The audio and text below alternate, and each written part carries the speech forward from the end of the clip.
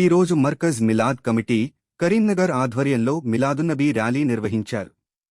Rally Mumbai school నుంచి నాకా చౌరస్తా, మొహమ్మదీ మజీద్, సివిల్ హాస్పిటల్ రోడ్ మీదుగా సవారణ్ మజీద్ వరకు కొనసాగింది.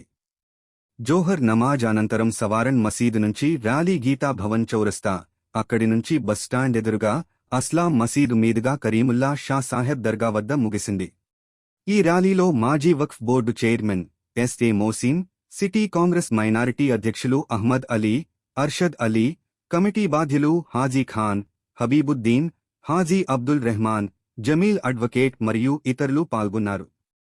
ఈ ర్యాలీకి Karimnagar collector madam Chitra Mishra, IAS, Karimnagar police commissioner CP Ghouse Alam Saheb, IPS, అలాగే జనాబ్ V Anjan Kumar, urban Congress president తదితరులు స్వాగతం పలికారు.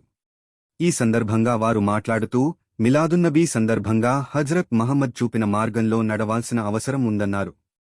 హజ్రత్ మహమ్మద్ కేవలం ముస్లింలకు మాత్రమే కాకుండా మానవజాతికి శాంతి సందేశాన్ని అందించారని తెలిపారు. ఈ ర్యాలీలో వేలాది మంది ప్రజలు పాల్గొని మిలాదున్నబీ యొక్క శాంతి, సోదరభావం మరియు ప్రేమ సందేశాన్ని ప్రజల్లోకి తీసుకెళ్లారు.